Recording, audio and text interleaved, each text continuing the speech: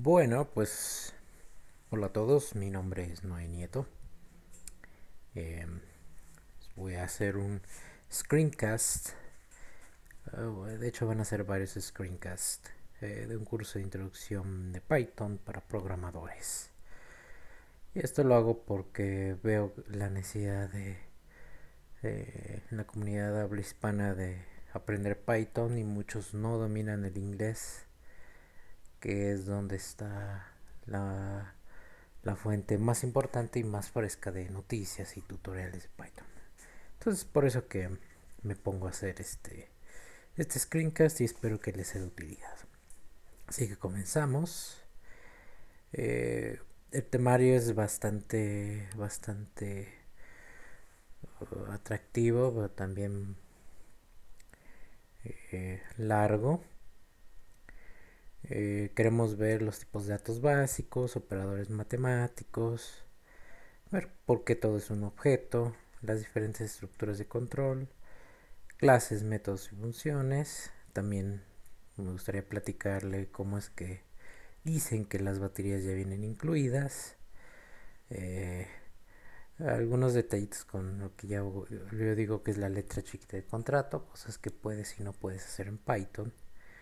Después algo bastante interesante que son los módulos, cómo usar los módulos en Python, cómo hacer los tuyos.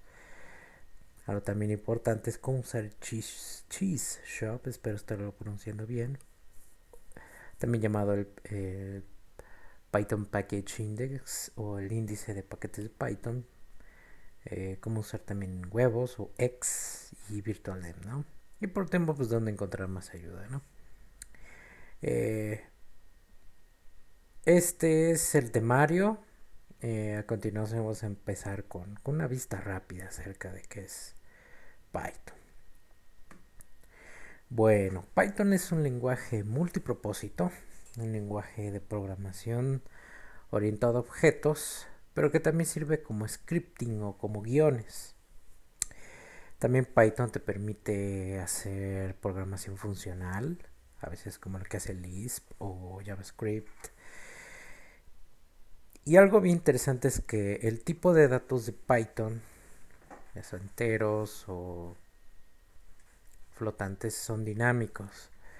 Eso es bastante diferente de alguien que viene, por ejemplo, de C o C++, en el que en esos lenguajes de programación los tipos de datos son estáticos. Tú tienes que declarar las variables de cierto tipo, por ejemplo entero o char, y nunca vas a poder cambiar el tipo de variable, ¿no? Inclusive el compilador se va a quejar si, si cambias de tipo de variable, ¿no? Aquí en Python esto no,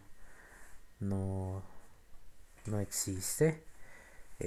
Tú puedes crear variables donde sean, cuando sean necesarios, eh, pero tienes que tener un poco de cuidado, ¿no? Cuando esperas cierto valor, esperar que o hacer tu lógica del programa para que caigan ciertos, eh, digamos, que se comporte de cierta manera dependiendo de cómo tú esperas un tipo de dato, o de lo contrario vas a tener algún tipo de traceback, ¿no?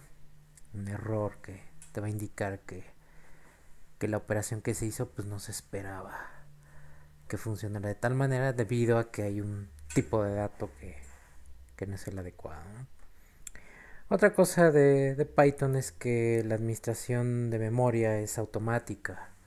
Tú no tienes que estarte preocupando la mayor parte de las veces por cuántos bytes de memoria tienes, ¿no? O por crear regiones de memoria para que tú puedas utilizar tus datos, ¿no? La mayoría de tiempo no, y eso es bastante útil porque eh, eso es lo que le da su gran comodidad al lenguaje de programación Python, en el sentido de que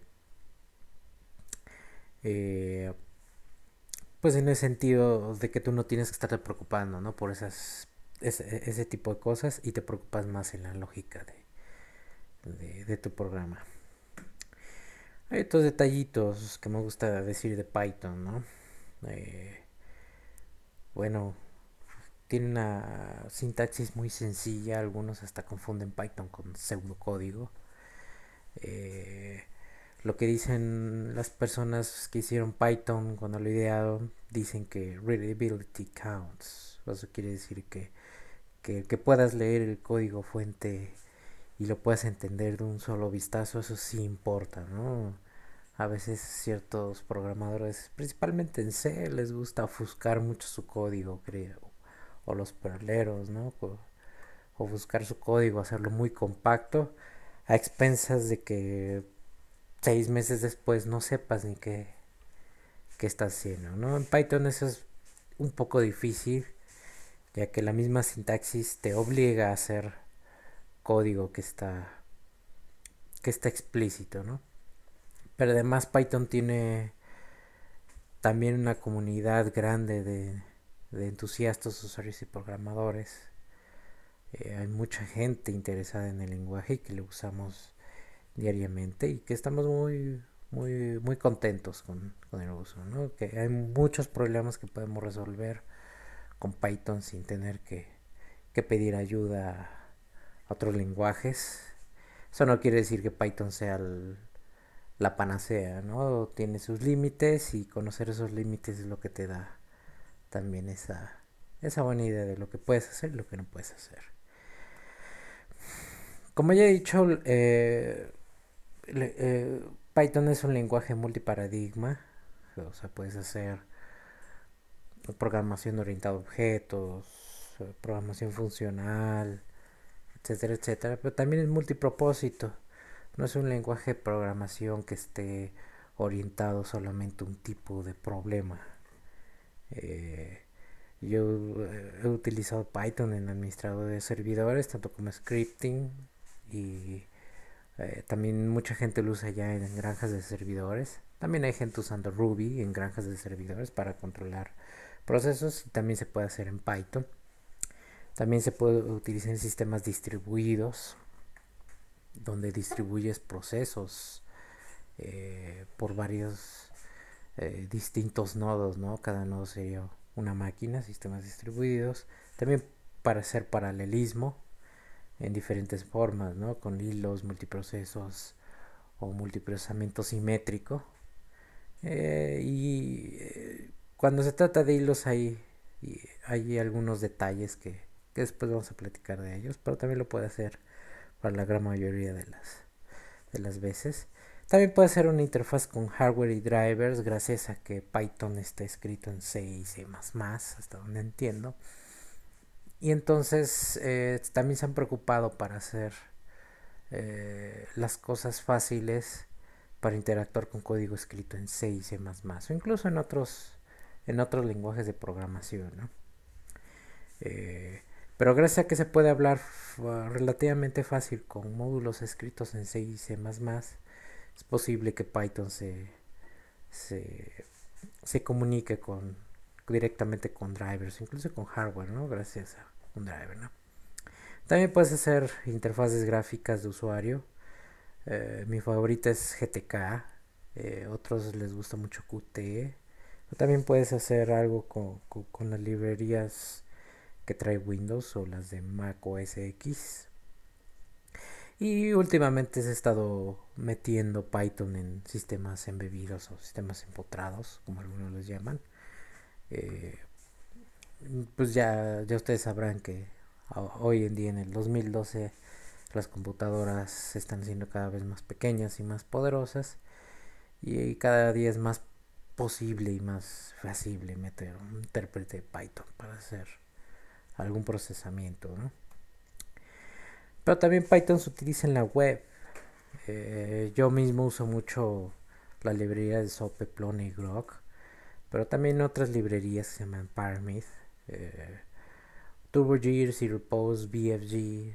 Bueno, son dos comunidades muy grandes de Python que hacen librerías para la web, se unieron y al final entregaron algo que se llama Pyramid. Se lo recomiendo que lo chequen. Por supuesto, muchos ya han de saber de Django. Es uno de los frameworks web más famosos de Python, ¿no?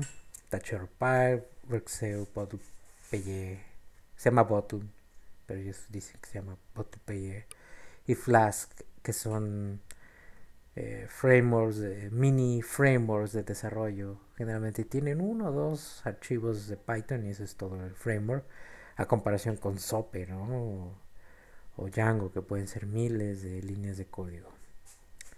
Eh, También puedes comunicarte con otros sistemas usando Python, con protocolos como XML, RPC, REST, HTTP, FTP, sockets.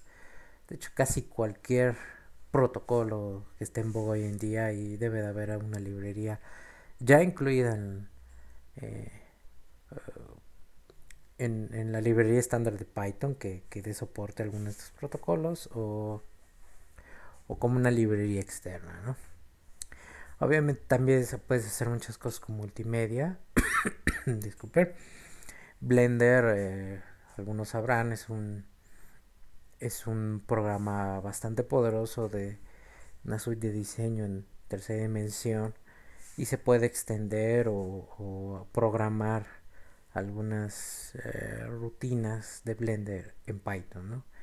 Y GStreamer, que es una librería eh, para procesar cualquier tipo de stream de cualquier tipo de bloque de datos, puede ser un video, un audio o imágenes que vienen atrás de la web. eh, GStreamer tiene Bindix, no solo está hecho en C, pero también se puede programar en C++, creo que en Java, JavaScript y por supuesto en Python, ¿no? Es una de las favoritas también, programar GStreamer con Python.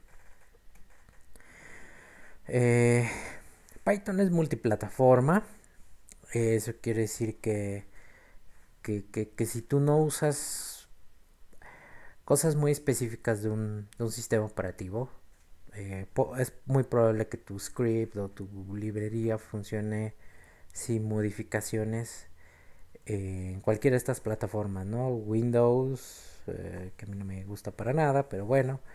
Linux, FreeBSD, NetBSD, todos los BCDs. Inclusive hay un intérprete de una implementación más bien de Python sobre Java que se llama Jython. Lo mismo para .NET, se llama IronPython. O también puedes usar Mac, o Haiku, que antes era BOS, hay muy pocos usando.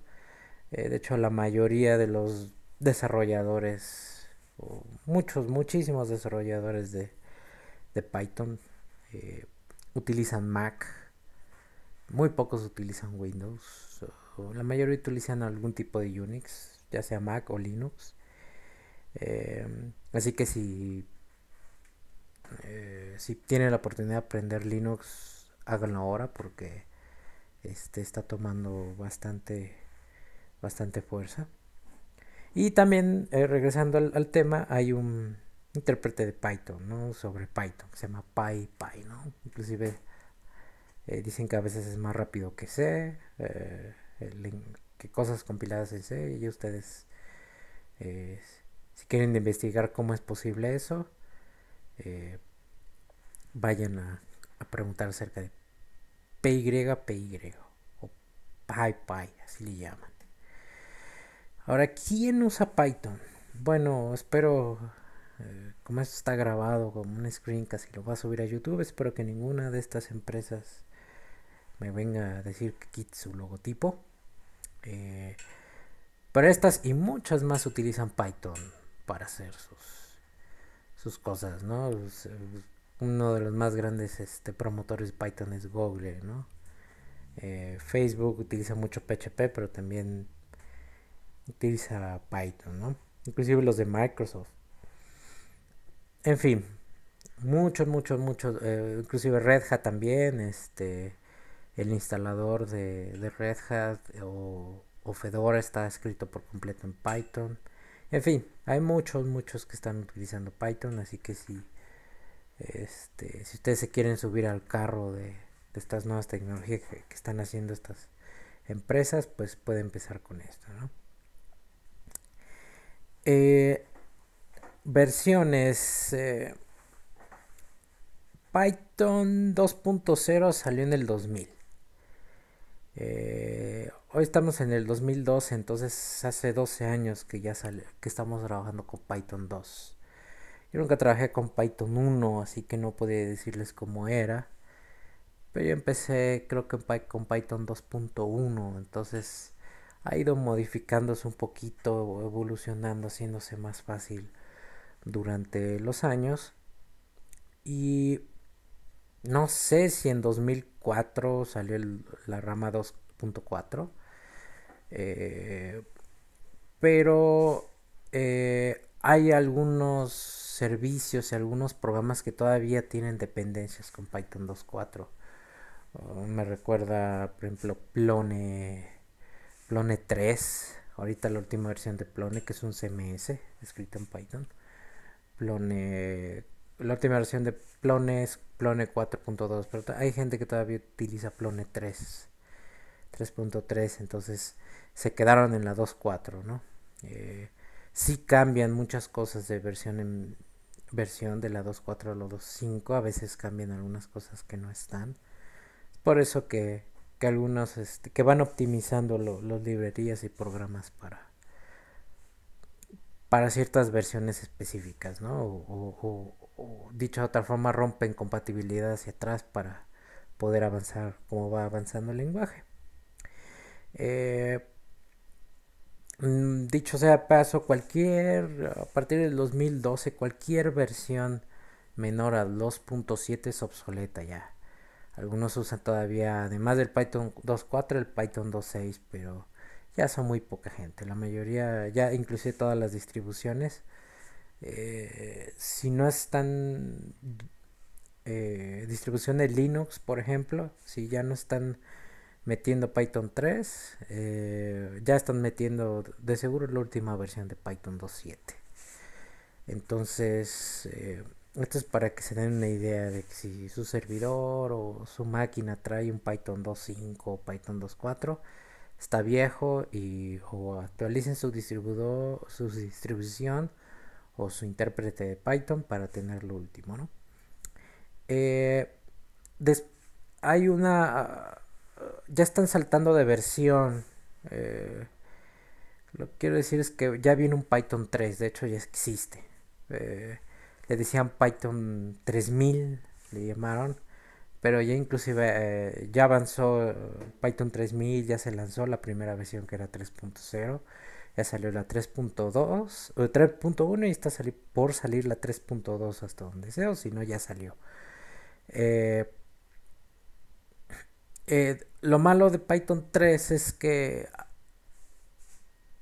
es incompatible Python 3 con Python 2. Eh, una de las ideas de hacer Python 2.7 es preparar una versión de Python, la última versión de Python 2, que, que sea, digamos, lo más yendo hacia Python 3, lo más parecido hacia Python 3 sin ser Python 3, o sea, siendo todavía Python 2.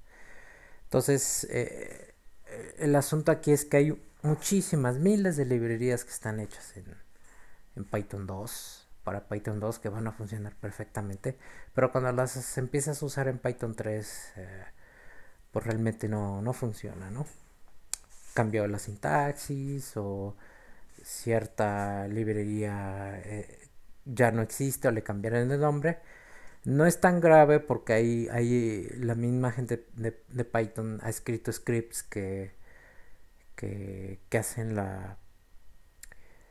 pues portan automáticamente o modifican tu código para que sea compatible con Python 3, pero no todos lo están haciendo, ¿no? Entonces todavía el asunto aquí es que va a tardar todavía yo creo un año en que Python 3 se vuelva la versión principal de desarrollo, ¿no? Donde todos estén haciendo. Y pues muchas librerías como Django, Pyramid, incluso los de SOP están ya preparándose también para el cambio a Python 3, están haciendo sus librerías compatibles. Y que sacamos de aquí, básicamente, la última versión en la RAM de Python 2 va a ser la Python 2.7. Han dicho varias veces que nunca va a haber un Python 2.8, o mejor va a haber Python 2.7.4, por ejemplo. Ahorita hay un 2.7.3, pero poco a poco van a dejar de trabajar en Python 2.7 para ya entrarles todo mundo a Python 3, ¿no? Entonces, por supuesto, este tutorial va a estar enfocado a Python 2.7 por el momento, o 2.6. Tal vez en el futuro yo haga una versión parecida de esta a Python 3, ¿no? ¿Qué más? Bueno, creo que ya terminé esta parte, ¿no? Muy bien, el Zen de Python. Como esto sigue siendo una introducción, todavía no nos metemos al código fuente. Esta sería, digamos, las personas que nunca han visto Python o nunca lo han usado en la consola. Sería muy bueno que hagan esto. Por ejemplo, yo voy a abrir una consola. Anda, abre consola.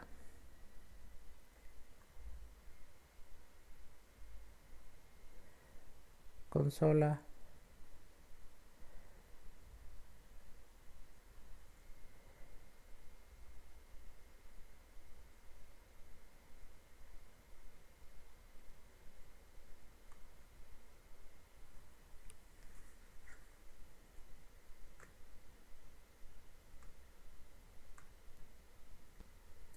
A ver, vamos a ver. Quién sabe qué estaba ocurriendo, pero el Kazam se trabó. Bueno, les presento la consola, ¿no? De Python. Hay una consola. Y simplemente si tipeas Python, ya te sale algo, ¿no? Entonces, import this. Ese es el Zen de Python, ¿no? Me regreso aquí a mi presentación. Y el Zen de Python es bien interesante, leanlo de vez en cuando. Son con que pongan import this.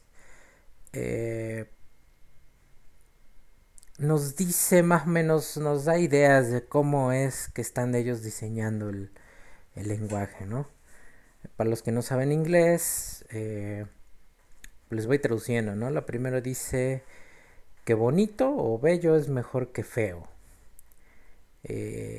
Y después dice explícito es mejor que implícito, ¿no? Simple es mejor que complejo. Complejo es mejor que complicado. Plano es mejor que anidado. Esparcido es mejor que denso. Y readability count, ¿no? La frase que leímos hace rato que es que se importa que puedas leer el código, ¿no? Los casos especiales no son suficientemente especiales para romper las reglas y aunque el ser práctico es mejor que ser purista, ¿no? O muy puro. Los errores nunca deben de pasar silenciosos, es bien importante, a menos de que tú como programador le digas ya no quiero saber más de errores, ¿no? Eh, Otra es que en la cara de la ambigüedad eh, evita la tentación de adivinar. Eso es bien importante para programadores. Eso es bien importante. Y esperen un momento. Seguimos. Entonces, sí, ¿no? Cuando nos encontramos con algo ambiguo, pues evitar, ¿no? Hacer demasiado inteligente nuestro programa. Es simplemente que falle, ¿no? Es lo mejor. Es mejor andar creernos lo demasiado inteligentes como para hacer demasiadas excepciones, ¿no? Eh, También dice que solo debe haber una y preferablemente una sola manera y obvia de hacer las cosas, ¿no? Aunque eso no puede ser demasiado obvio al principio, a menos de que seas eh, danés, Dutch. Dicho sea de paso, eh, Guido Barroso, que es el que escribe Python, es Dutch, ¿no? Ahora es mejor que nunca, esa es otra. Aunque nunca es mucho mejor que ya ahorita, ¿no? Ahora mismo. Si la implementación es difícil de explicar, es generalmente una mala idea. Y si la implementación es fácil de explicar, entonces tal vez puede ser una buena idea. También dicen que los espacios de nombres, después veremos eso, es una muy buena idea. No sé cómo traducir honking, espero que alguien me ayude. Y pero dice que los espacios de nombres es muy buena idea y hay que hacer más de esos, ¿no? Ese es el Zen de Python. Da una idea general, algo, digamos, chusca, poética, no sé cómo decirlo, de definir cómo debe de ser un programa de Python, ¿no? Y cómo debe ser el lenguaje también. Eh, ¿Dónde buscar ayuda? Lo puse aquí al principio porque de una vez es bueno saber dónde ir a buscar. Si ustedes pueden leer inglés, entonces les recomiendo ampliamente que lean la documentación oficial de Python. No tiene desperdicio, van a aprender muchísimo. También está Learn Python the Hard Way. Ya empecé a leer ese libro, es un libro en línea que está disponible. Se traduciría como aprende Python de la manera más difícil. Pero está bastante interesante. Te plantea muchos retos que, a diferencia de otras cosas como este screencast que tratan de hacerte la introducción a Python demasiado sencilla, ahí te dicen, no, esto es al revés, vamos a empezar a hacerlo difícil y esperemos aprender algo de eso, ¿no? También está otro sitio que se llama Learn Python. eh, y otro que se llama, bueno, todo este chorizo, Think Python, que también ya lo leí y está bueno. Hay en español, pythonmexico.org.